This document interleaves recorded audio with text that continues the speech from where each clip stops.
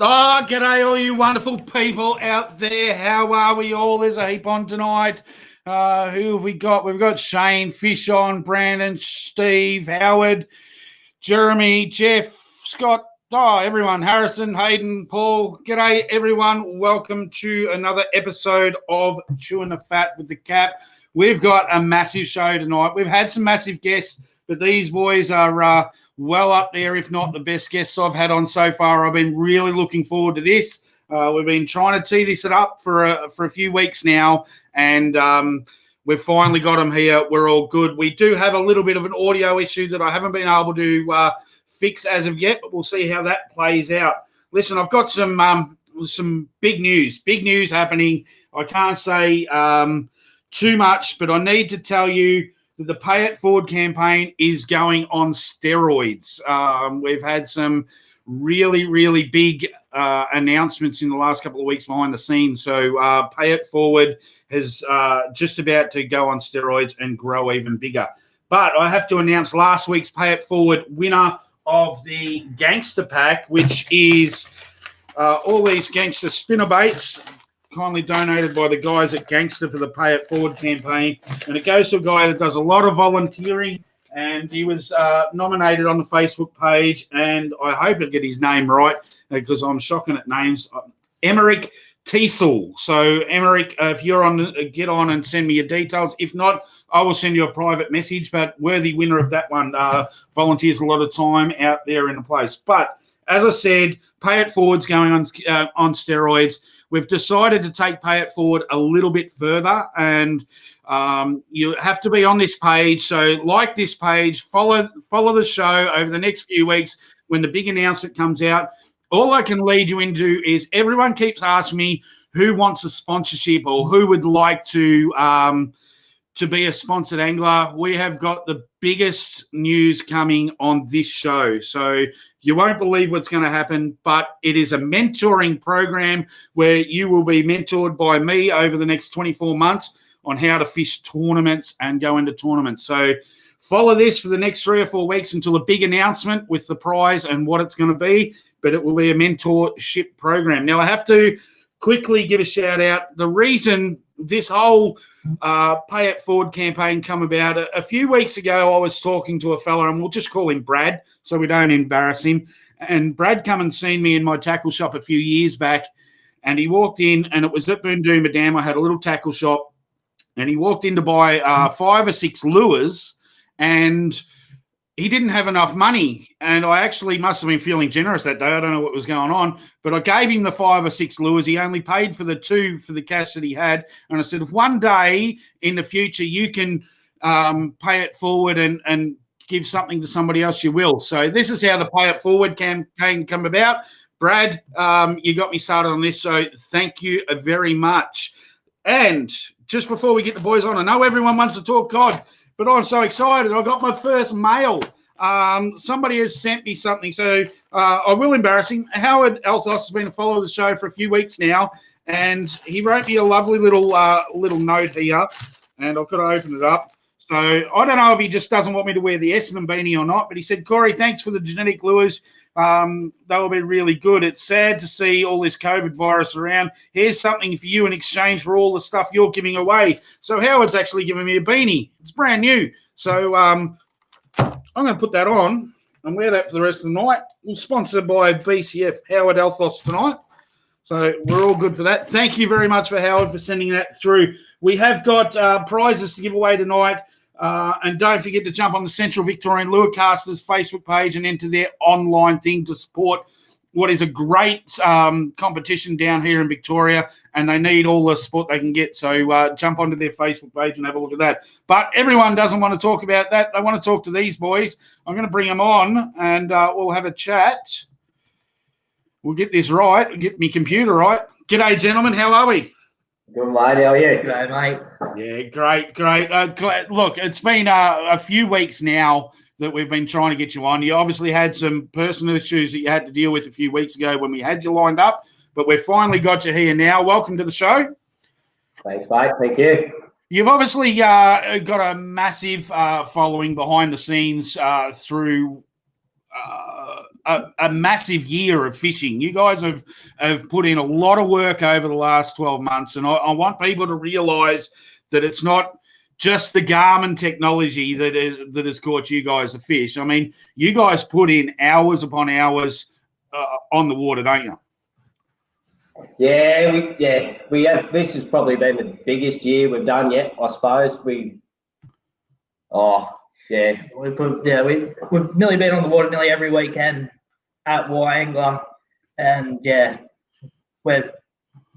results speak for themselves. Really, we've had a really good year.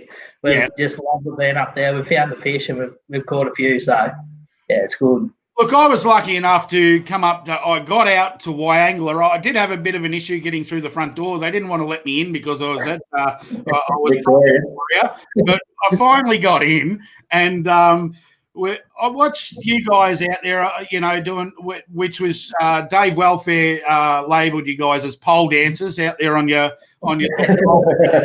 Garmins. But to come second in a comp with 5 metre long cod, was it? What was the end result? Yeah, I think we had 6 for the weekend, I think, but five that counted, but they still weren't. And still come second. But that's, people will fish a lifetime and not catch fire. So you guys have got it dialed in. And I know it's very hard. You're country boys, and it's hard to talk yourself up, and you don't want to get out there and sound like you're some big knob and whatnot. I can do that for you. You've just got to answer the question, all right? So I did hear on the rumour file that this season alone between the two of you lost count at about 40, didn't you? Yeah, I think it's 40 metre fish. For the weekend. For the year. For the year. So that is why we're been following here, and people want to get on there. So make sure if you want to find out how to catch big fish, guys, these two are the gurus. They've got them dialed in. I love that Angler. It's my new favourite cod waterway beside my home one at Mulwala here. But I can't see myself really driving through past the Copton unless I'm going to be going to Queensland and fishing some bass. I'm going to be going to Angler. What a magic place that is. Yeah, absolutely. A couple of years ago, we were sort of everyone. When Copton went mad, it was I think social media or something like that put it on the things, so everyone was just driving up there, and we went out there. We'd done 7 days there for 3 fish. We're like, we'll do better at home. Yeah, we'd do better at home, but we probably never fished. We never fished it properly. Yeah, the winner properly, like they did, like Josh Usher and all that sort of stuff. We've camped with him a heap of times, mate, and I'd say that you're probably sick of me over the campfire. You know what I mean? We're just sitting there drilling him with questions, mate, and he's through and through knew what was going on up there, and we're going to bring it back home and give it a crack. So, Josh does have it dialed in. Don't get me wrong. I've tried a couple of times to get Josh on the show, but he's a bit quiet, and I'll continue to work on him for all those guys that do go to Copton. He is the guru. He's got that place dialed in. But you guys, you've obviously learnt so much from your time on the water and using the technology to your advantage. But it's not just Angler that you're catching these big fish. You're going to Blowering. I follow you heavily on Facebook, like I think thousands of other people do, just to see if we can get that one little snippet or see that one little lure in the back on the deck that you're not telling anyone about. I mean, everyone will be scanning every one of your photos and trying to find some little secret, but you've got them dialed in, haven't you? Yeah, probably, and like Nate said, time on the water, mate, when the dam was dropping, we always were sitting there watching it all, and you knew what was coming up. So we've been fishing there a long time, sort of thing. You knew what was coming up and where they were going or whatever. But yeah, it's We knew where to look for them. yeah, And then roughly, but yeah, you just obviously you're throwing your live scope in the water, mate. You can see which way your fish is pointing. So yeah, it's all no issues, mate. You just go through there pretty quick and see what's hanging about. And, Well, that's the name of the game, isn't it? I mean, fish where the fish are, and you're more likely to catch them. 100%, mate. And like, you're not looking for a little fish either. You're not looking for a 20 centimetre fish. You're looking for a metre long fish. They're going to stick out like dog's balls, you know. Yeah, true. Yeah, and I know talking to you guys a couple of weeks ago when we were originally trying to set the show up, you know, you found fish in places with the live scope that you wouldn't have even cast before. Is that correct? Yeah, that's right. Actually, yeah, me and Nate I'll tell you the story. So we're sitting there, we're a bit shy or whatever, you know what I mean? But we're sitting there, we're like talking like, what are they going to say? What are they going to ask us? All that sort of stuff. But it's sort of like if you're fishing along in the winter flat bank, so you're sitting in 3 meters of water or something like that, and you're cruising and you're only fishing at the bank sort of thing. You're like that's all you're doing, but you got 15 meters worth of cast in you, and you're always fishing the bank sort of thing. But with the live scope, you're looking at the other side as well. Like you're doing 30 meter run the whole way down the bank. So you're picking up the fish. They're still in 3 meters of water or something like that, but they just mightn't be in 3 meters of depth. You know what I mean? Yep. We've caught more fish nearly in the middle of the river than what we have on the banks. Yeah. And that's where, you know, it's time on the water. Obviously, you know, as you said, you've fished every weekend for the year. You've targeted, you know, mainly big cod, and you're using, you know, reasonably big lures. But I'm watching you guys like, you know, I've only been back fishing cod for the 2 years that I've been back in Victoria. I was heavily into the bass beforehand and went out, and people are saying, oh, throw big gigantrals and whatnot. Had to upgrade all the bass gear and buy all this big stuff. But I'm watching you guys out there, and you're not really casting. You're flipping.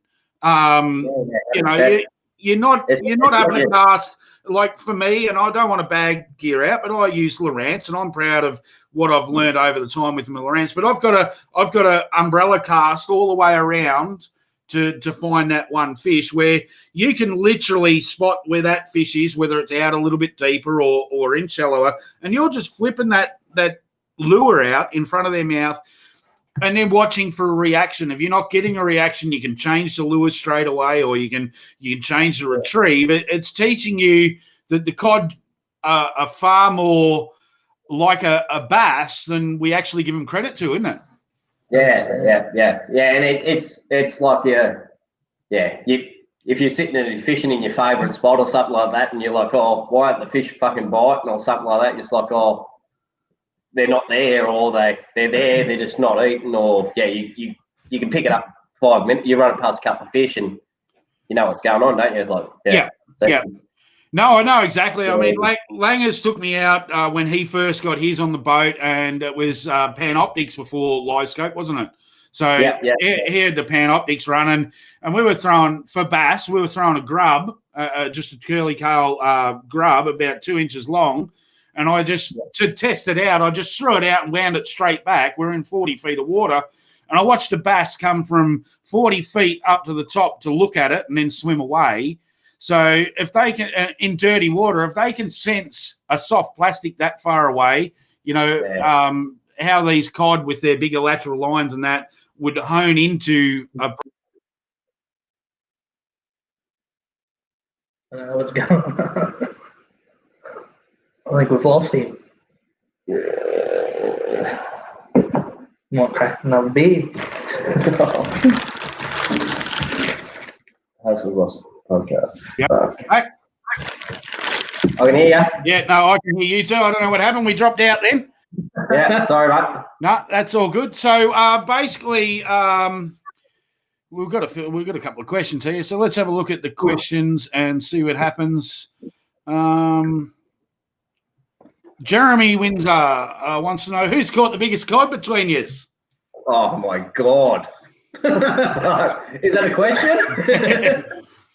Everyone knows that. Mitchell is a freak. He's a freak. He's the freak. He's the number one. He's lives in my shadow. until comp day, and then I'll bring it home. Yeah, that's it. I used to, you sound like me with Langers when we used to fish all the teams together. I just catch the big ones and just during comp, and he'd catch them all week. So that's it. Anyone can catch them in the week. Comp days, yeah, that's right. Look, we had a lot of people at that Wiangler comp when you were there, and everyone like, oh. They come over like weekend fishermen sort of thing. It's like, oh, yeah. Like weekends, yeah, they'll bang good fish. But when you've got 50 people 50 in your good boats, 50 other boats. Fishing your spots, yeah, your good spots. Yeah. It makes it hard. That is one thing I notice about you boys. During that comp, like I know I was on a lot of banks where you were at and nearby, or you'd come in behind somebody else, and basically shoot in behind. You had no problems with somebody already fishing a bank. Like we were always told that, if somebody fished a bank, just leave it. Well, it's too hard to do when you've got a comp with 50 other boats on it, isn't it? Yeah, absolutely, mate. You got 50 boats up there, and everyone roughly knows where the fish are or something like that. They can see, it's everything you go along. You just got to, I don't know. What we do, you can fish a bank, but you got to fish different fish. So people are going along there, and we overtake people on the banks. We fish banks pretty quickly, and we don't stop unless we see a meter fish. Yeah. So we'll fish a kilometre of bank. We'll probably do it in a couple of minutes. And if there's no fish there, then we'll go to another bank. So I think that's the biggest thing that we do that everyone else that I've noticed doesn't do is we fish really quick. Just cover banks really quick. We only stop if we see a meter fish. Is that that's a confidence thing that you're scanning those fish up and you're seeing that fish, so you just I'm going to fish for that, no bite, move on. You've got the confidence in being able to do that. Where we're us guys with normal technology, as I said, we're umbrella casting and we're sitting there, we can see one on the side scan, we'll sit there and we'll keep peppering it, but we don't know if it's reacting, but we know it's there, so we stay there, where you guys can continually move. Is that what you're saying? Yeah, we just sort of like probably you see a lot of people that just sit there and you find a good cod, like Wiangler, Copeton, wherever, a lot of big cod in there sort of thing. I reckon you don't have too many cracks at one. I reckon if you do it past one, if you scared him, if you've seen him, if it's seen you, like you might have done a bit of a follow or something like that, he's not real active. I don't know, but we'll give him a couple of cracks, but then we'll just keep moving on. It's not worth your time. You could spend all day. You get one about 10 casts max. Yeah. And he's seen it by 10 casts, and if you haven't caught him or you haven't had a hit off him or you haven't had like a reaction, you just bite the bullet and just go. Like there's going to be another one down the bank. So and there's the thing, when you find one cod, like one big cod, there's going to be another big cod on that bank. They're like pelagic. People say they don't hang around. We've seen 5 meter cod on one tree. Yeah, and they're just there. We've had cod Mitch. There's one morning we were at Wiangler, and me and Mitch were just fishing. We found this mad tree. It was one that had 5 on it, and I casted me gigantually out and fell down straight in between 2 of them. And I was winding it back in and had 2 come in charging out after it. And I caught the smaller one, and it was a meter 10, and had just missed out on the bigger one. So that's insane. Yeah, so they hunt together. There's heaps of them together. There's nothing to see like 3 or 4 meter plus fish on your screen at one time. Yeah, and I've been told that by the guys that catch lots of fish that have been on the show have all told me the same thing, that, we were always taught when we were younger, if there's 1 meter cod, they're too territorial, there won't be other ones. That's it. You're done and dusted. You guys are proving the point, the same as other guests on the show that have said exactly the same thing. I think it was way back in episode 4 when we were talking to Rod McKenzie about river cod. And he was saying the same thing. He'd sit there and he'd catch 5 or 6 big cod off the one snag in the river. People would catch one and leave. Yeah. Yeah. No, we had the opportunity. We went down and we spent a week at Wyangler with Rod, Yep. and Jamie and all the boys, Timmy and all, Timmy and Brad. They turned up there, so we went down there and we're like, "Is it funny to see something like that?" And he's like, "Oh, I've never seen it like live scope perspective sort of thing."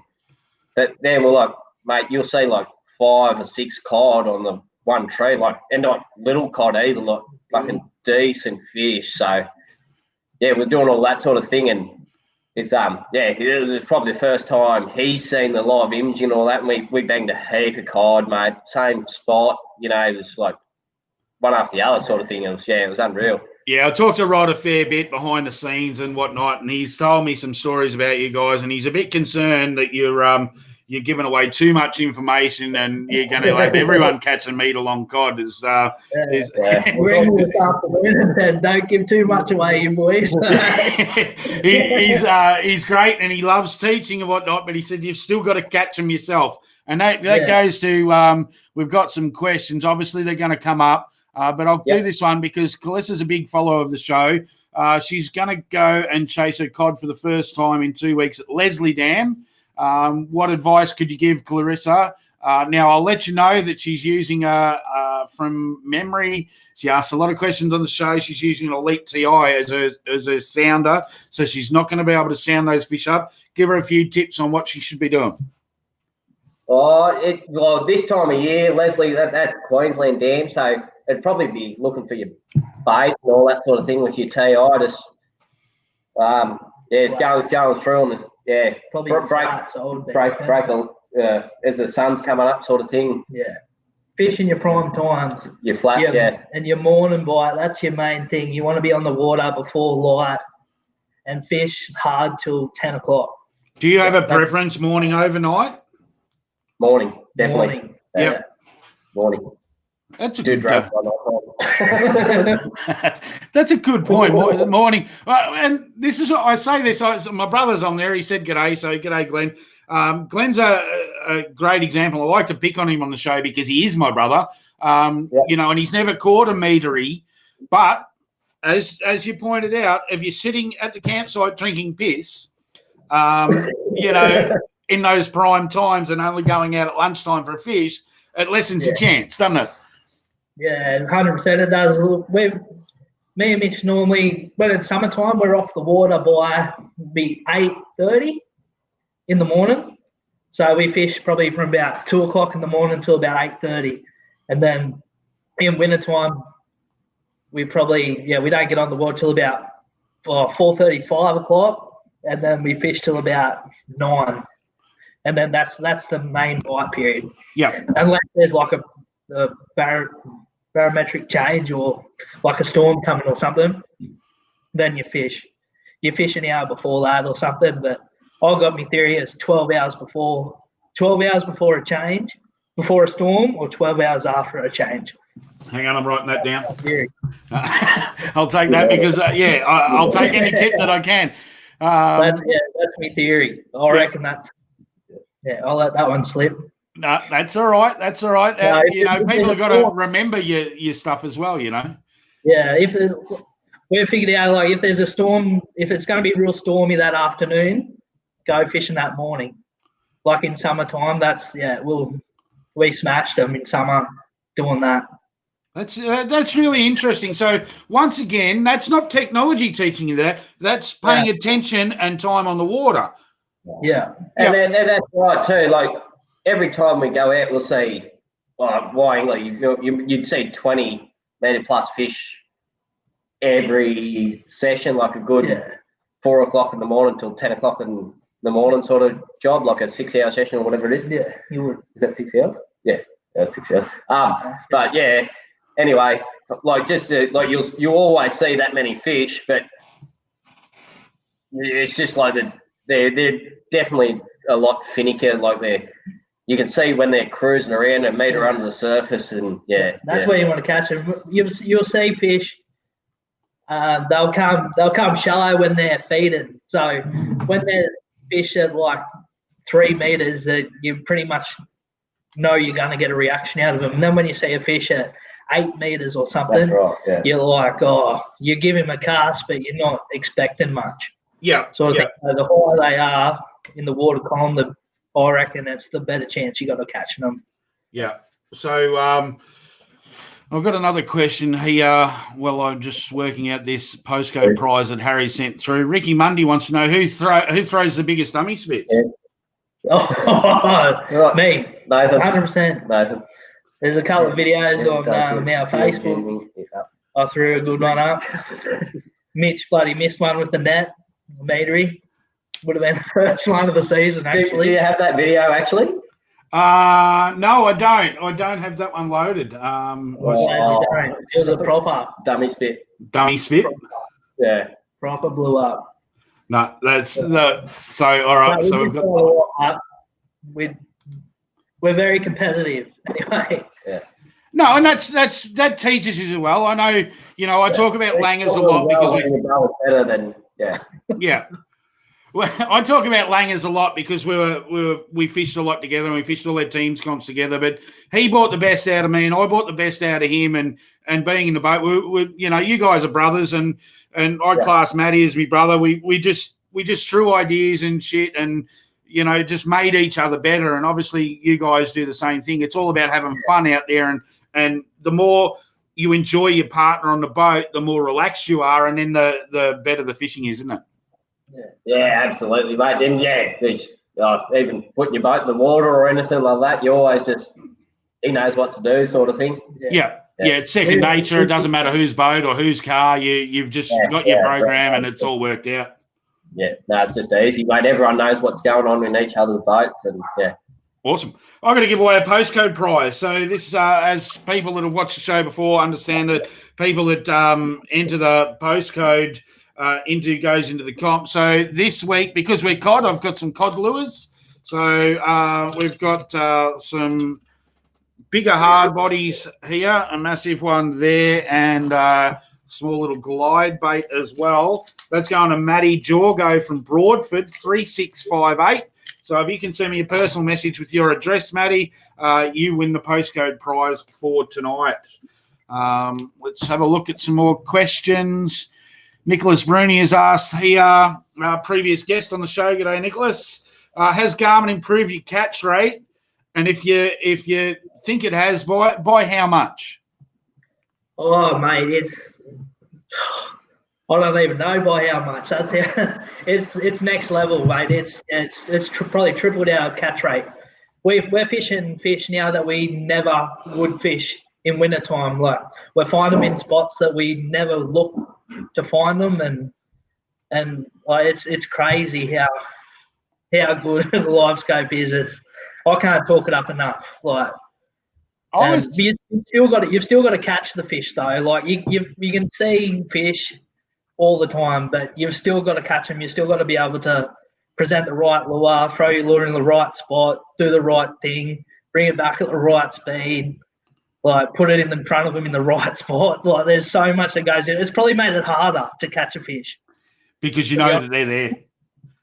Yeah, it's hard to catch. It's because you're not waiting for a fish to bite it now. Like you know that the fish is there, and you got to try and make it react. Yeah, it's probably even when it comes to the hook set and everything like that. Yeah, that's the big thing too. When you so you're watching it live imaging, you got a meter fish. It's on the tail end of your lure, and he's following the whole way to the boat or something like that, and you can see he's getting real interested in it, and then it just touches the lure and you've already hook set because you know it's there. It's not like when you're just blind fishing, I suppose. It's like it's already hooked on and then you strike sort of thing. You gotta give you a delay, if you know what I mean. You got to delay. It's a hard thing to explain, but yeah. So we've got massive amount of questions going through here. I did have some videos loaded. But we'll just keep doing the questions. I think if people want to watch the videos, jump on Skeers Boys Fishing Facebook page and have a look. They've got some really cool videos on there. I just want to talk about here. I got email today from one of my sponsors, and he's coined it the 5 T's of being a pro angler. And I thought that this is magic, and I'm going to steal this off him. And this is definitely what we've been talking about today, is that it's through technology, technique, targeting, tackle, and tactics is what makes a difference between being an average angler and an extremely good angler. All the T's. Now I'll do that again so you can hear him again.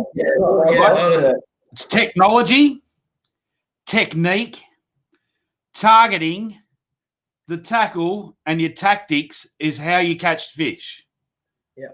And that's the difference between somebody that just goes out there with the wrong technique or the wrong tackle or the wrong thing. Is the difference. When you've got them all lined up, you're gonna catch fish.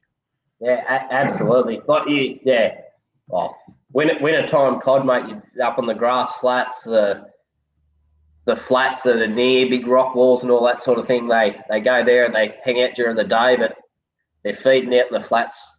Yeah, that's during the morning or something like that. Like it's definitely you see people.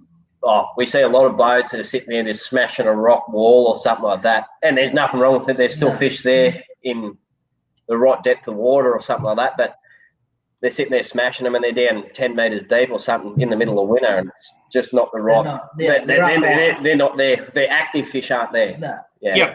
Yep. I suppose like it's. Yeah, you've got to get everything right in the right spot for it to work, and the live scope just rules out half of the problems because it tells you, so the fish are up 3 meters. Well, right, I'll need something that'll just go down 3 meters deep. And you're always fishing at the right depth, then, aren't you? Yeah. So, and you'll notice the fish will always be in sort of the same depth unless you spook them or something like that. So if you're cruising fishing, that you will see them unnoticed, especially in wintertime. They'll be you'll see them. So you'll see them all about 4 meters deep or whatever it is. But like they'll all be at that one level until you spook them. Then they'll go down deep. And when you spook a fish, you'll see them. They'll either take off or they'll come and hide under your boat. Oh, really? Yep. So you'll see so many fish, they'll just come and they'll just sit straight underneath your boat. And good luck trying to catch one if they sit under your boat. Yeah. So tell me, if because you're using the live scope, you can see the lure drop to say you're using a big plastic, right? So you can see it drop to 3 meters, and you can keep it at that right depth for the whole retrieve back. You're in the strike zone for a lot longer than most people that are casting.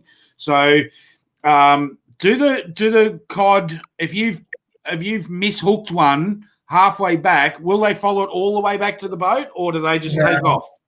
Not if you've mishooked him. They won't. Well, I've never had one at it. If he has a crack at it once, you probably, and he's like felt the lure, you probably won't get him to come back again. If he's followed it and then turned off, you give him another crack. But if he's had a crack at it and felt the lure, no. Yeah. So once you've stung him, just move on. Yeah, it wasn't unnatural. Yeah, it wasn't natural. You can give him one more cast, but it's not going to do anything. Yeah, they've picked it up now. So some fish up there, they'll hear your lure hit the water, and you'll just see them take off. Like some of them will, and then some of them will come up and smash your lure. I've had the cod. We're fishing in the middle of the Lachlan, and it was probably, I think the fish was about 5 meters down deep, and it was a red hot morning. And I casted my lure out about 2 meters past him. It heard the splash, and it come up from 4 meters, and it grabbed it about a meter under the water. And I watched it all like the live scope, and they're just, when they're on, they're on, and you get a smash it. So, and that's time on the water again. That's time on the water again. When you're spending mega amounts of time on the water, you're going to come across those bite times and stuff like that. Yeah. Yeah, when we're at Barrendong, Mitch he went his gigantular and he nearly bloody had a cod jump in the boat, like a meter. He jumped in the boat. He pulled his lure out of the water too early, and it just like come out from underneath the boat. Like Jaws. It was like Jaws. And that's that's a big tip for cod fishermen or people just getting into cod fishing that, you know, they will strike all the way back to the boat. They can follow it for the whole cast, can't they? Yeah, the whole way through, mate. And if it's a pause, if it's a speed you wind up, I don't know what it is, but it's like when you use a live scope, you know there's a cod following you, but if you're not line casting it probably doesn't hurt to mix it up a little bit. Like a steady old wind or something like that, you'll get them. You get them following you. You have a dozen every trip you go. You get them a couple of metres away from the boat, and then they spin around. So and I fished with a guy. I won't mention his name, but he always did a figure eight whenever he brought it back. He brought it back to the boat and did a figure eight in the water before he pulled it out. That was his habit that he got into. A lot of big fish we've caught is just at the side of the boat, and the whole time, like he's following, and it's even it's just a pause at the side of the boat, and you got your leader not in your rod tip, and it's just righto, sweet. Yeah. Well, I've seen it. Mitch is like, I've got one follow me, and I'm like, I can actually see it in the water. That's how they follow you. Follow the law, So that you know, obviously they're a big predator, but there's nothing for them other than, you know, us to be scared of in the water. They're not scared of a bird coming down and picking them up. No, that's right. Pressured waters and all that sort of thing, I think, has a big play with it. Like Copeland's nothing it was a couple of years ago now. It gets smashed a fair bit. Warringly gets smashed a fair bit as well. So I think it'll take a toll on them eventually. It's like you have 30 boats out of them every weekend, and everyone through the week. So it was pretty scary the first trip I did to Copeland, because I do love Copeland, and I will obviously go back over and over again. We normally do because it's about halfway between me and my mates in Queensland. It's somewhere to meet halfway. I drive halfway, they drive halfway, and we have a week long there. We didn't do it this year because of COVID, but we normally spend a week there, and it takes us 4 or 5 days normally to work it out, and then it's like 20 fish in the boat over the next 3 days. You know, once you've worked it out. But of a night time there, I was shit scared every time we went out, because you got all these tinnies flying around at 1,000,000 miles an hour, and nobody's got any freaking lights on. It's like a big mosquito flying past you. It's bloody mad. We got a couple of. It's crazy. Yeah. Especially if you're going 100k an hour in like Mitch's boat, and you're flying along, you don't see someone, you're like, But somebody's going to run over somebody soon, because they just don't, you know, they don't leave their lights on when they're fishing. And I watched Dean Sylvester put a video up not that long ago whether the lights affect or not affect fish, and it was quite a good view. Yeah. So mate, I reckon if you're fishing at night, mate, I'll get up people if they don't have their fucking lights on, because I'll run over them. About fishing with lights on. We fish with our head torches on the whole time. Everyone says it's like, do your head torches and that scare them and everything like that. We're in the middle of winter, 3 meters of water. No. We're sitting there, and because we've got our pole and that all set up, and you sit and you turn your pole over, and Nathan's like, "Where's the fish at?" I'm like, "Over there," and I'll just point your cat lamp at it. It's out there under the water. So I just cast at the cat lamp. Cast at the cat lamp, and we still catch it. I don't know. I don't think they're not that worried about it. That's interesting. So our safety point for tonight is put your friggin' nav lights on. Don't drive around in the dark. 100%, mate. And everyone, cod fishing's getting pretty big in the winter. Nighttime, blaring and all that's always been big for it. It's pretty scary, eh? Like if you don't, I reckon anyway. You're driving up and you're just running off your nav charts and all that sort of thing. You got a good run and everything, but there's a boat anchored up in the middle of the dam or something like that. It's pretty scary.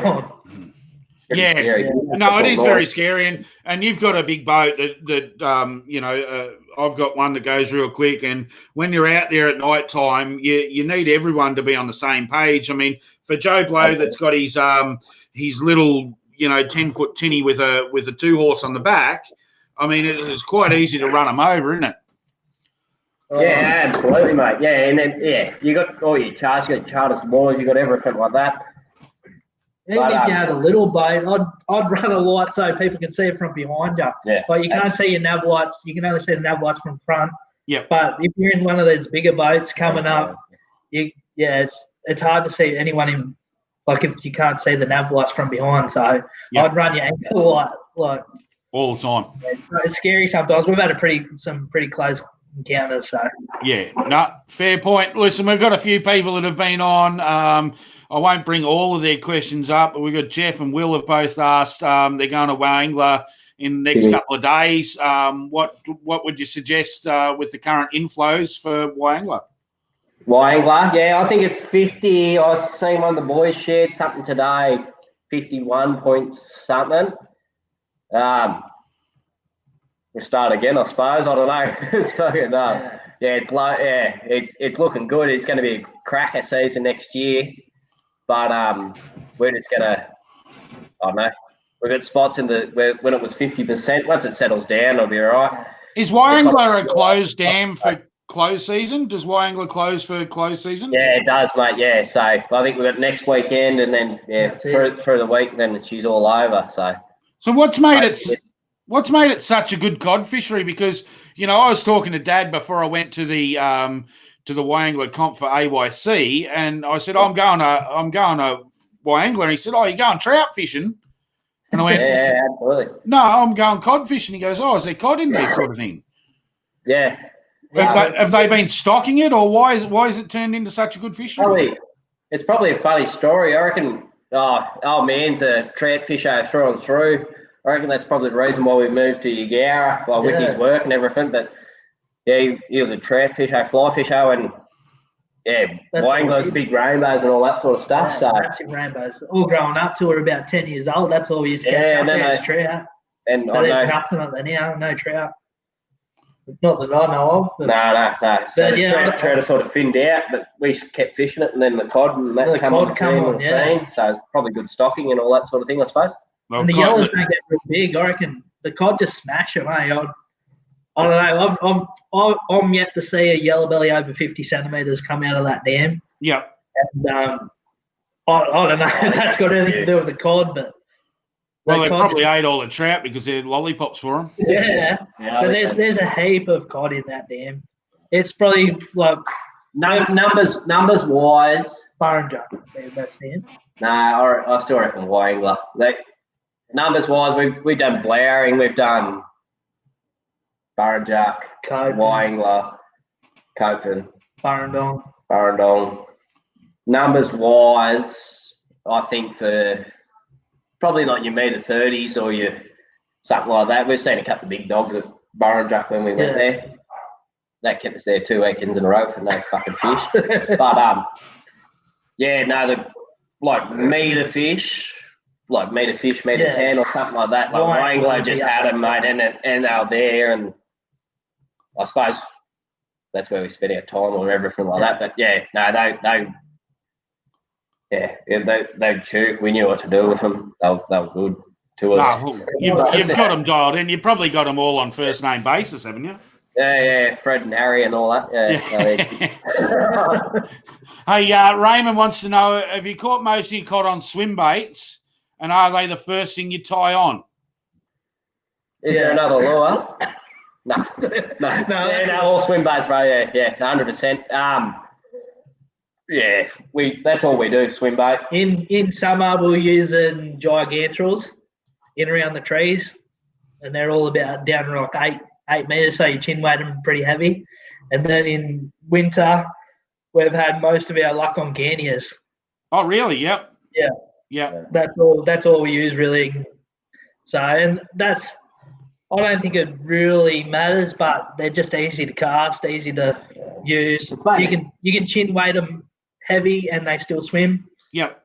I think that's a good thing. But we just it doesn't matter what you use really. Like in swim baits, if you put it in front of them. They've got a good action, mate. Like the Xerix, there's something natural like your Xerix, your Jackals, your anything like that. Yeah. It's going to be good. You see something that's, I don't know. It's not like the reaction baits and your natural bait sort of thing. I'm definitely more of a natural bait sort of thing all year round. I don't know. That's what they eat, but it's in the bite times, I suppose. Yeah, I think next summer that's one thing that we're going to do more of that I think we missed out on is the reactiony bite and get like the spinner baits and the mumblers and that. Yeah, I think that's a thing where we could have improved this year. We sort of got on it late. It was all like March, April, and we started using mumblers, and we're getting the fish to really follow and everything like that. And we're getting fish. We were getting fish, but it wasn't as it was really a reaction. Yeah. We wish it was been the temperature up that little bit more, like a bit higher, like the 25 degrees sort of thing. If we'll run them through there first thing in the morning, would have been mint, I reckon. Yeah. Oh, poor you! You're still learning. 40 cod this year, and you're still learning. So there's a valid point. Always will, I reckon. Anyway. Minute Y Angler. Let's go. Just looking through the questions. Matty Langford, another Garmin guy. He's got a question here. The burning question is: would you have caught as many big cod without the technology? Not a chance. No, mate, it's unreal. You got to see it to believe how good it is. So it's you've still got to catch them, but it just takes out all the guesswork to catching them. Yeah. So that's enjoyable. It's a much more enjoyable day having live scope in your boat. Yeah. No. It is amazing stuff. And as I said, Skeers Boys Fishing, get on their Facebook page, watch their YouTube and all the videos that they've got on there. There's some really cool stuff. I know you don't share everything. You don't want every secret to come out. That's part and parcel of fishing. But there's some couple of cool videos on there where you see the fish and reacting and you guys talking through it. It's quite amazing stuff. We're talking to a few guys about the latest Bass Elites in America, and there was, I don't know how true the fact is, but the top 40 in the first 3 comps this year have all been using Garmin. So there must be something in it that it's not all lies and hype. You guys are, might get the negative feedback on social media that people get, you're nothing without the Garmin and stuff like that, but it's still time on the water. You still got to catch it. You still got to catch them, mate. Like everyone was running, a lot of people are running the Garmin now, and I don't know too many people that have come close to half the fish we've caught this year. So, and I'm not pissing in our pants either. Like we've spent a lot of time on the water, and I think that's the thing that shows. Oh, definitely. We talk about it all the time. And, through the bass scene, you had over the last 3 years, you've had Chris Hickson go out and just dominate. You've had Matty Langford go out and just dominate. And you've had who else has been out there? Oh, Graham Ford went out there and dominated. And you look at all three, and they're guys that spend the majority of their life on water. It's about time on water. Yes, you can have the technology, but you've still got to have the ability to put 2 and 2 together and go with the tackle, the technique, everything's got to line up together. Yeah, absolutely. But that's right. It's the live scope's a good learning tool when you're cod fishing too. You learn so much just how they react, and if you can put 2 and 2 together with the live scope and the cod, you're in for a good day. No, it's extremely important to understand what the fish are doing, and I think you guys have probably learnt more in the last 2 years with that technology. And I'm not asking for all the secrets, but obviously with retrieve speeds and pauses and depths and everything that goes with it, you're able to in live time say that that's what the fish are doing today, or that's what the fish have been doing all week. That you've got to speed that retrieve up. I don't know how many videos. I do a lot of videoing from the back of my boat, and when I get home and I'm around the campfire with the boys and said, I paused on that one, and caught it on a pause, and then you go back and watch the video and you paused, 3 casts earlier. You didn't actually pause on that. Yeah, I'll tell you something. We've never caught a fish on the pause this year. I was gonna get you to say that because it's no, we haven't. Seriously, we haven't. So people do catch it on the paws. I've never caught one on the paws, so yeah. But that's obviously swim bait fishing either, though. Yeah, that's swim bait. Yeah, and that's what I mean. If you're throwing a plastic, might be a different result, and that's where, as you said, with that reaction bite, with that spinnerbait or that mumbler, you might need to put the paws in, but with the swim bait, obviously not. Yeah, it's just might just be the different change of the action of the lure that just might set them off. They're following the whole way or something like that. Well, look, I had Harry Watson on from Jackal a couple of weeks ago, and he was talking, with the Dow swimmers and the gantrels, how you can get them to dance, and you can actually make them turn and look back to where the direction they were going. But that's not necessary when you're cod fishing. That'll work for, say, pike or something in the States. But I think that's all unweighted as well, sort of thing. Like as soon as you put a weight on a lure, it changes a whole lot. I've seen them doing the T-rig and all that sort of stuff. It all looks good in the water, but it's only fucking 3 inches under the water or something like that. It's not. Yeah, it is what it is. But you just got to keep it dragging along, make it look natural, I suppose. Yeah. They do a great job of it. So. And I know Joshy, when he charters up there a lot, he does a lot of trolling, chin-weighted gantrels, because he's, it's hard for a customer to, you get a customer out there and try and get them to cast 1,000 casts, where he can get them onto a good fish by trolling. So for all those guys out there, we're not talking tournament fishing, but don't be frightened to troll these fish. You will catch them on the troll. That's one of the best days I've had is just drinking cans trolling. Yep. And that's enjoyable, that's what it's about. I'd prefer it. You just got to troll around and drink cans. You just got to get that designated driver. Yeah, George, that's right. George Matthew here. Have you found if you talk too loud or make noise, somehow it can spook the fish when you're looking at them on the live scope? So are you noticing the fish do different things on the live scope? Yeah, 100%. If you're slamming hatches down or something on your boat or something like that, if they're only a couple of metres down, like your shallows and all that sort of stuff, we try to keep it a bit. We don't talk much when we're fishing, unless we're blowing up at each other after we've had a hook up, but we try and keep it as quiet as we can. Yeah. So when you're doing that power fishing up the bank, you're not really talking. You're just concentrating on what you're doing. You talk, when you're moving between spots or whatnot. Yeah, I'll just try to keep as quiet as you can be, I suppose. But when you find a fish, a lot of it comes down to when you're scanning the bank, positioning the boat once you find a fish. Yep. That's a big thing. We've found we like fish swimming directly away from us. So when we find a big cod, we won't just go, oh, there's one there, and just throw it straight out at it. We're just like, oh yeah, there's one, and we'll position the boat till we're behind him, and then cast out past him, then bring it back over the top of it, straight past him. Yeah. So that is, once again, using your technology to advantage. I'm viewing on a hummingbird or Lowrance. I can see them on the side scan, but I have no idea which way they're going. Yeah.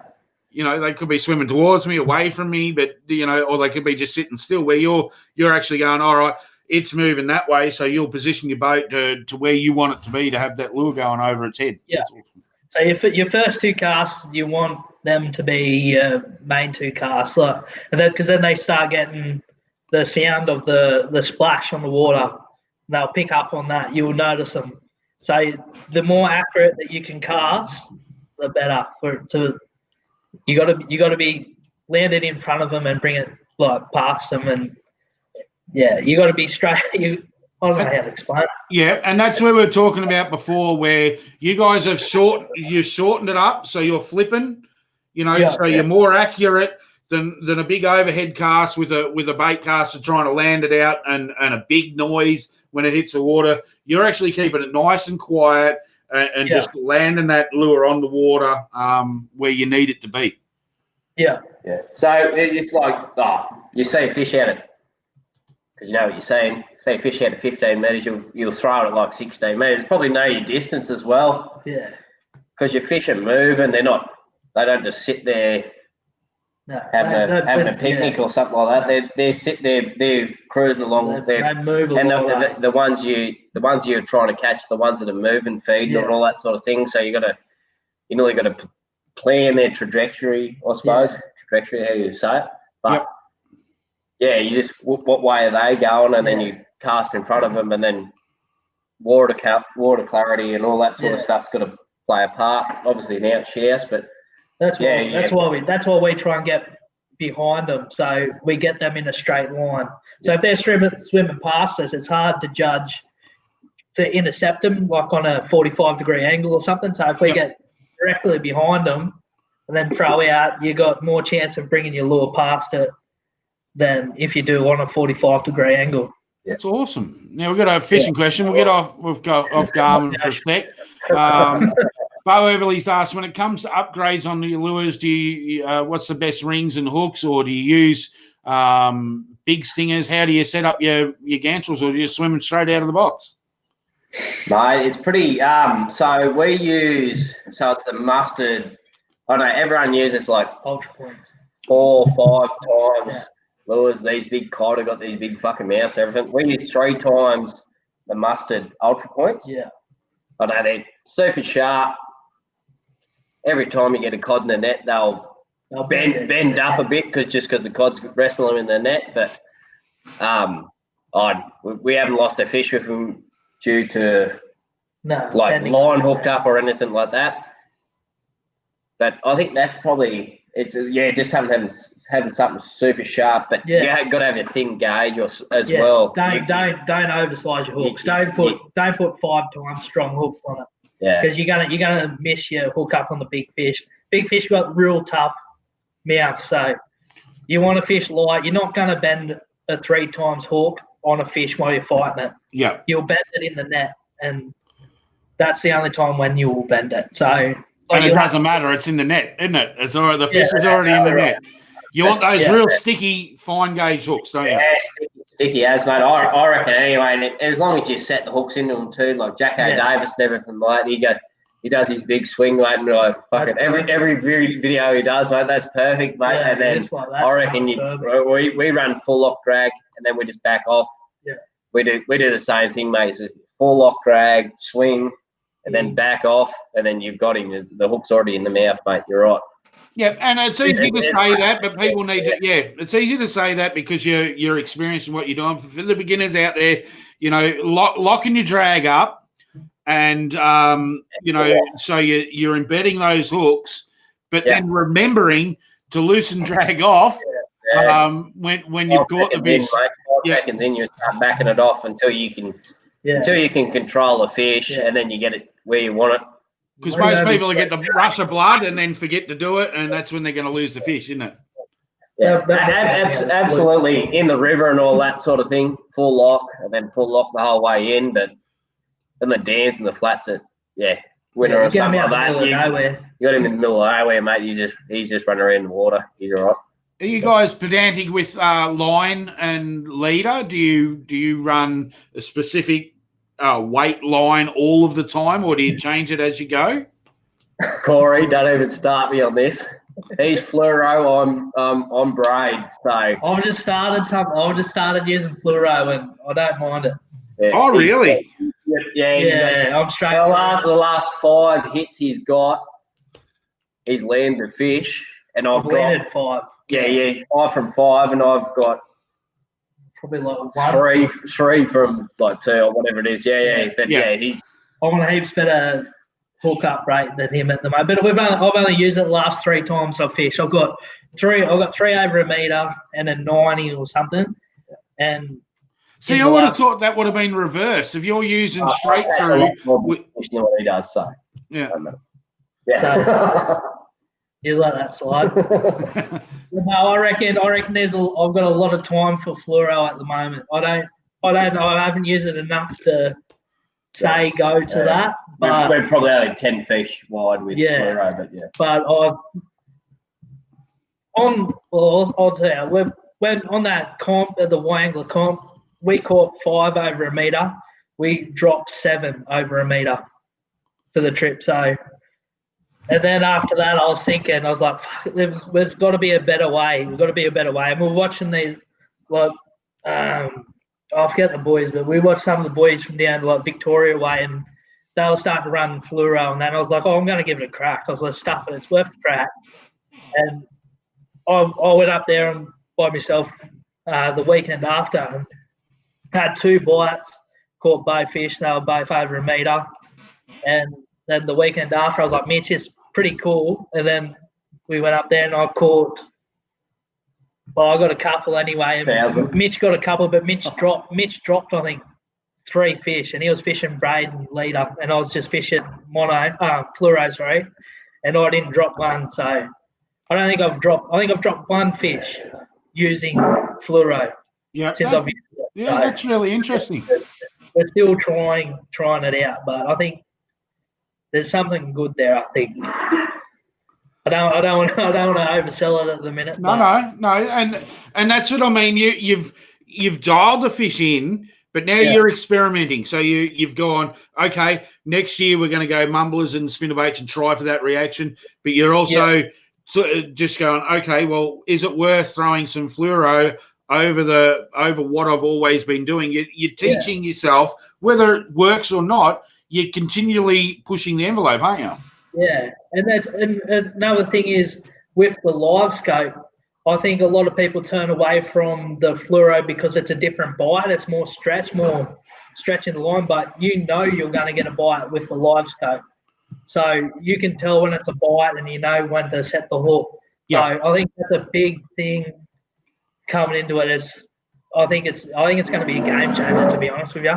Excellent. I'll watch this space. I'm interested to find out how that goes because I have the same argument with Benny Farrow. We fish a lot of comps together for bass, and he uses straight through, and I use the braid leader combo.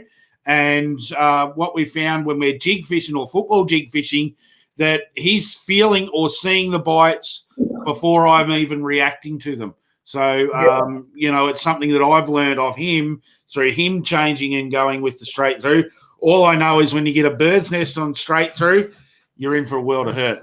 Oh, yeah. 100%. But the live scope takes the guesswork out of the bite. Yeah. So it nearly delays your reaction time sort of thing. So that's where the stretch comes good too, because it delays it even more. You want the fish to actually grab the line. So that's what I think there's a lot. Yeah, I like it. It's working in with each other, I suppose. Yeah. I like it. That's excellent. It was one. Mitchell Cone, another top quality angler, has been on the show before. Top 3 baits that are always on your deck. Gigantorel. Yeah, Xeric. Yeah, the Xeric swim bait. Xeric swim bait and Genia. Yeah. Something. Yeah. Colours? Do you prefer colours, or are you just happy with the technique? Natural, mate. Probably Gigantorel's RT Knocky Gill. Yeah, that's my favourite. Genia. He's got Genia. I think he's got 20. Over 20 measures for me this year's Genia brown dog. I'll have to send you a photo of him, mate. He's pretty beaten up. Yeah. He swims with a limp. He's that beaten up. But I reckon he's probably got 20 metre fish for me this year. Yeah. He needs to be framed and put on the wall. Yeah, no, it nearly does. He's the sexy AU, I think it's called. Sexy AU, yeah. So more neutral. You're looking at natural swim, natural colour. You're not going those big wild out there, chartreuses and stuff like that. It's all natural. No, Nathan throws white on but even with the stick. You're on or something? Yeah, no, it's all natural, mate. Yeah. There you go. Now, obviously, I'm just reading through some of the comments. I'm not going to bring them all up onto the screen, but obviously, you guys have copped a fair bit of slack on the whole social media thing about this Garmin shit, haven't you? Yeah. I just got there's a comment. Can you see that one from Aaron Lawson? Yeah, I did see. Yeah. Get it going. Hang on, I'll go back to it.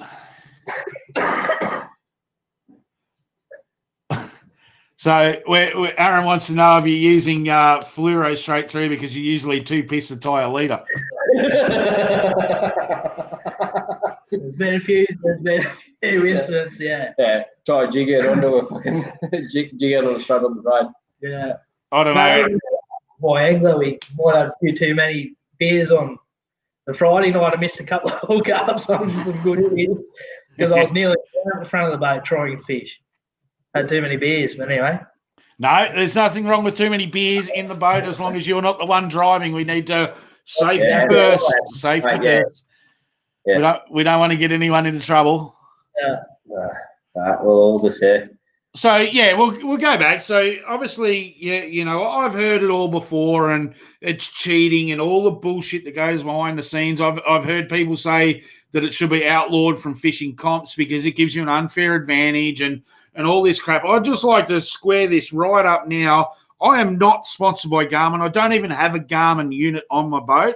I've seen guys like yourself and like Langers and that have gone out there and used them to their success. If they've gone out there and bought the units or got the units, whichever way they want to get them, and they're using them to success, everyone can go out and buy one. So instead of whinging about being, you know, cheating, go out and grab one and bet you don't catch any fish just because you got a Garmin. It's putting the whole package together.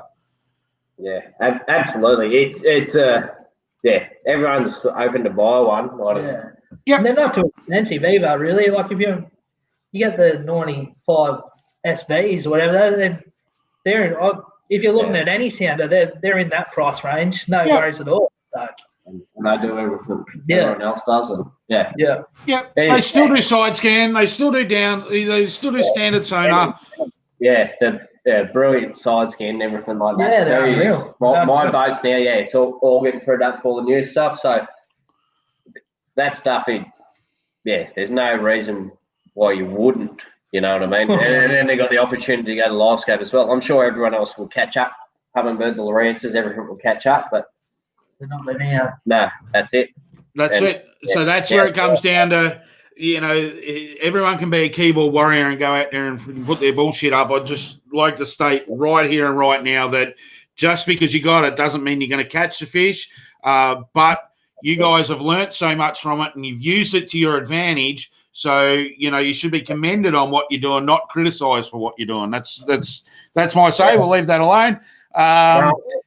Corey, and it was 18, 20 months ago, I suppose, when we first got our Livescope and everything like that, and everyone's got their Lawrence and their Humminbird sort of on the thing. Garmin wasn't too in the tournament scene, like with the AOSCs and the Freshman Masters and all that sort of stuff. You didn't see too many people running that sort of stuff. But now, mate, it took a couple of fucking fishermen out there to go there and show that what they got is unreal, and everyone in the comp has got one on their boat. So look, but it's as you said, you can lead a camel to water, you can't make him drink. You've just got to be able to put it all together at the same time. Joel Mortimer, apart from Wyangler, what are your favourite dams to target big cod? Blaring. Blaring's probably. I got my first metery at Blaring a couple of years ago. My uncle, all our families from Chermit, so every Christmas, New Year's, all that sort of thing, it's an opportunity to drag me boat up to Chermit, and then I'll go out there and punish it for a couple of weeks. But Blaring's one of my favourites. I've got there's only a metre 2 or something like that. I've lost a couple of big girls there, but that was probably. That one and Burrinjuck, they're probably our 3 soft spots, I reckon. Yep. So great question, Joel. But I mean, they've all got them in there. I mean, it's a point of, you know, I love that Blowering scenario. So really, too, Corey. Yeah, and it's close to me. So. Some of these questions I just can't put up. Here's one. Jordan Stoddard's written, do you find moon phase can change the bite time from morning to afternoon night, or is it just like Barra? I reckon I don't know. There's too many contributing factors, I suppose. You're always sitting there, you think it's a moon phase. Like I know Blairing, it's everything lead up to the moon. That's what it's supposed to be. That's what it is. Wyangler, we probably haven't had. Oh, we've had a lot of time there, but we haven't been too worried about that. I don't think we wouldn't like if it was coming off a moon or something like that. It wouldn't stop us from going to Wyangler and not having a good day. I don't reckon. No. Yeah. I know. Yeah, a lot of people think it is, but yeah, yeah. If it's a weekend, it's a weekend. I'm still going fishing. So the morning bite's the biggest thing. It doesn't matter what the barometer's doing, what anything's doing. If you're up there in the first 3 hours of light, yeah, the fish are going to be active. Yeah, that's what I found anyway.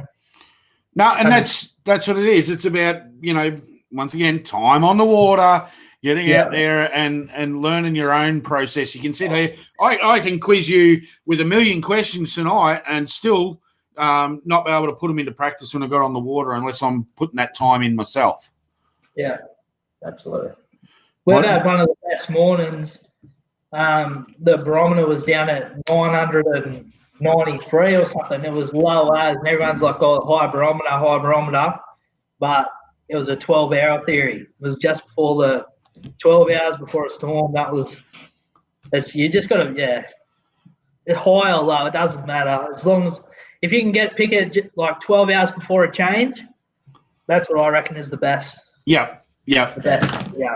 Hey, listen, my son's on there. He's 11 years old. I'm watching him in the comments there. He's telling you to pull your head in. You're swearing too much. So he's come around the bloody campfire. We're pretty behaved at the minute, I thought. No, I believe I know that for a fact. He's been very well behaved. I'm enjoying it. But yes, no, Harry's on there. He's my biggest supporter. So I just thought I'd give him a mention there.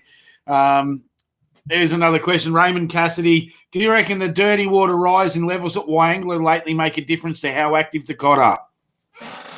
Oh, no, they're still active, but it'd be harder to target. So live scope's all well and good. You can see the fish, but I reckon in the dirty water, if you're throwing out there, you got one.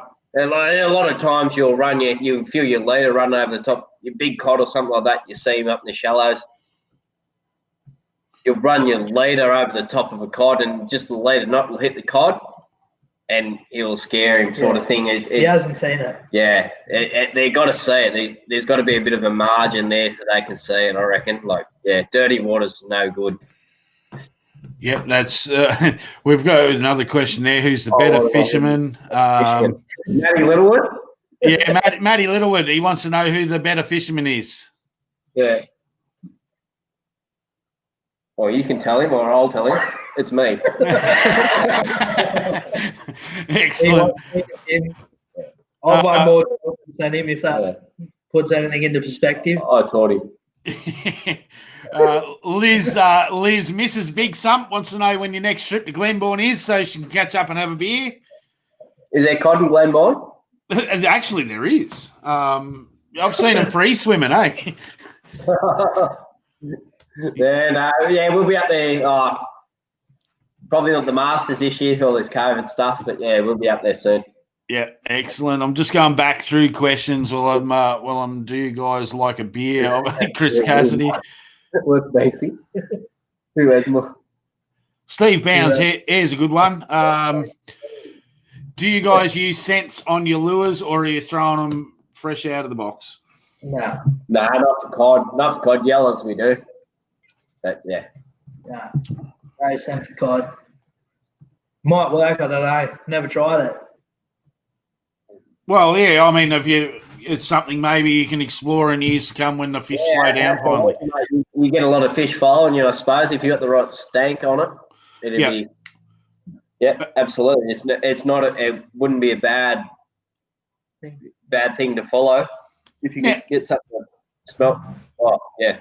Yeah, well, you guys, obviously, it's not all about cod. I mean, you guys fish for yellow, you do the AYCs and the freshwater masters and all the rest of it. So it's all about getting the right stuff. But do you obviously use scent for yellers, do you? Yeah, absolutely, mate. Yeah. Yeah. So it hasn't got a stank on it. It's you wouldn't throw it like windy and all that sort of stuff if you're not using your you don't have to tell us what it is. I mean, what it is. No, if you're not using your Berkeley Gulps and all that sort of stuff, mate, they just don't. Yeah. It's got to smell like something for yellow belly, I reckon. And Berkeley's brought out that new scent stuff and all that sort of stuff now, mate. Yeah, I've seen that. I'm interested to try that. Yeah. In the gel. Yeah, I know. Well, Looms, he's a gun yeller angler and all that sort of stuff, mate. And you see all these shells over there, mate. They're all loaded up with scent and all that. So, yeah, there must be something to do with it, I suppose. Yep. No, it's a valid point. Just going back through the questions to see if I've missed any. There's more coming in as I'm going back, so it's jumping up and down. Lukey, what's he written? Could you boys see yourself going to fish Googon Dam? Never. No. Never been there. No, we're going to try and line up a trip. One of your mates, he does a fair bit there. Hopefully we're going to get there. I don't know what's going on with all this COVID stuff, but yeah, wouldn't mind to get there. That's excellent. Nice question. I think I'm going to... Now, you guys told me earlier on tonight you've got a extra large shirt and a hat we can give away tonight. Yeah, we got Garmin shirt, hat, and stubby holder. Excellent, and that's obviously because we've been talking about Garmin all night. There was a question earlier on from George Matthews. So, George, if you can send me your details, I'll get it onto the boys so we can post that out for you. He lives in Forbes, I actually know him.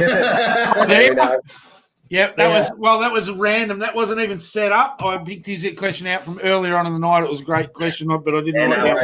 We'll get onto him. Excellent. That's awesome.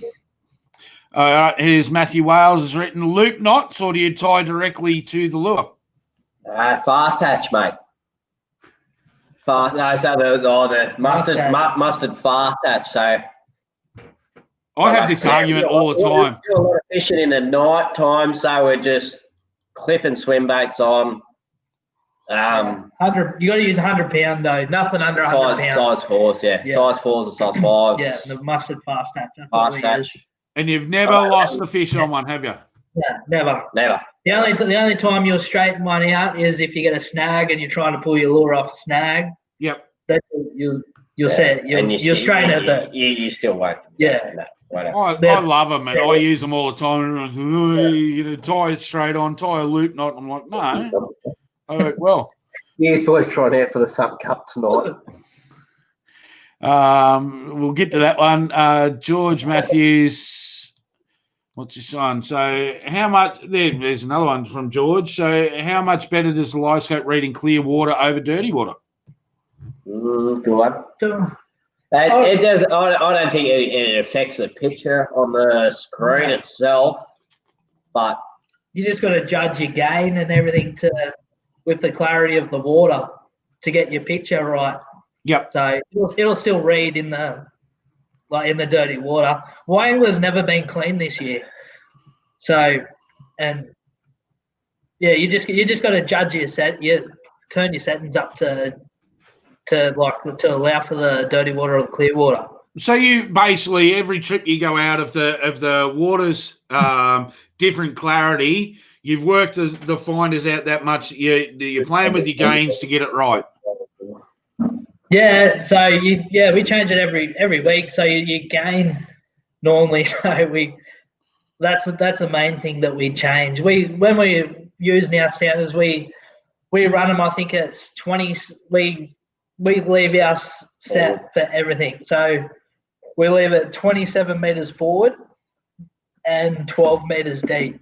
Yep. So, and then we leave the graph on it. So the graph brings up a 2 meter square. And if you leave it the same for the whole time where you fish, and even if you're in 5 meters of water or something, if you still leave it at 12 meters down, you get a judge of the length of fish. So the fish length from that doesn't change. But if you judge if you're on auto depth or something, your screen sizes will change, and then your fish lengths will go bigger and smaller. So it's harder to pick what's a big fish and what's a little fish. But if you just get used to one set depth, length of fish, we find that's a lot easier for us anyway. Now I know you've just set the all the new product up on the new boat or on your boat. So you got front and back and whatnot. Can you run live scope at the same time off two different sounders? Yeah, absolutely. So they don't actually interfere with each other like the old 2D sonar where you get your front and back that they interfere with each other. Yeah, so a couple of mates, Brad Gardner from Parks, he's running two at the back of his boat, mate. It's running mint. So you got yellow fish and all that sort of stuff. You sort of, if you got one screen at the front of your boat, I reckon you're like one person can fish that whole screen. You know what I mean? They're always looking around and everything like that. But if you got another one at the toe of the boat, he's got his own. Yeah, he's got his own screen. I definitely reckon you're going to get more fish, and he's doing his own thing. And there's nothing better than holding the pole and then throwing your lure out because you know exactly where they are. So yeah, you're not the passenger. There's nothing worse than being the passenger. No, I've been the passenger for all year. Yeah, and it's no good. No, I was going to say, what happens when you're fishing three up? You just stick your brother in the middle. No, the old man normally fishes three up. Hey, Joel's asked here, how far can the cod be away from the lure in average clarity to react? Oh, depends how it turns. A splash on the water, I reckon you'd be 5 metres or something like that. But probably the closest we've seen are just a lure swim to a cod, 1.5 2 metres. Yeah. I reckon, I don't know how dark it is down there or anything like that, but yeah. Yeah, it's obviously different to what we've got. Yeah, so from the splash, we've seen them come up from 5 metres, but just swimming past a fish, you got to be pretty close to them.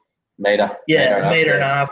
And do you think maybe that's, I mean, I might sow a seed for your head for next year when you're using those reaction baits. If you're using a lure that swims like a fish, through the lateral line, it's going to feel like just a fish swimming past them. So they're going to have that all of the time. Whereas you got a big thump of a spinnerbait or a rattle of a hard body or whatever, it's going to give away a different vibration. So they might sense that from further away. Yeah, absolutely. That's what we want to try. Whatever they're into at that time of the year, I suppose. That's what we want to try. We want to try that reactiony bite. That's why we thought we were a bit late on the party this year. Yep. But I think, especially in summer, I think they like that big thump and the big rattle, the big spinner. But it's probably not even too close to them either. It's like the big thump from far away or something like, I don't know, it's just something getting sorted. Well, I think they like stuff from further away, to be honest with you. Yeah. I think they're a predatory fish and they like chasing bait. So you don't have to be on top of them all the time.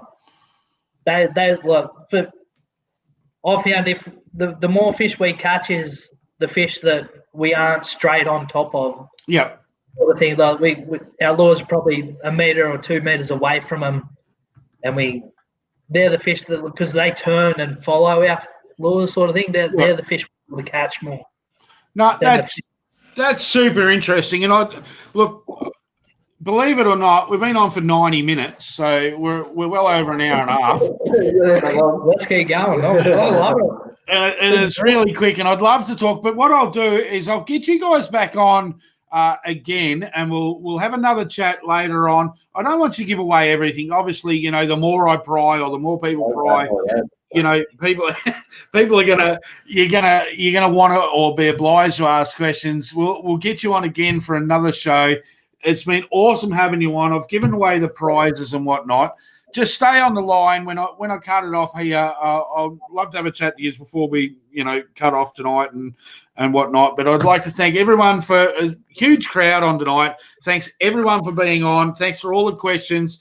Thanks to everyone that follows the show. Don't forget, we've got big stuff going down with the Pay It Forward campaign.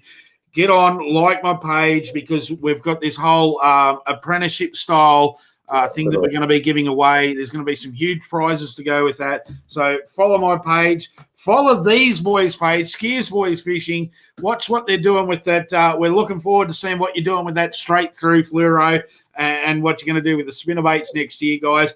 Thank you very much for being on. Thanks, everyone, for watching, and we'll say out for now. Thanks for having us, mate. It's been a Thanks, pleasure. Corey. Thank you.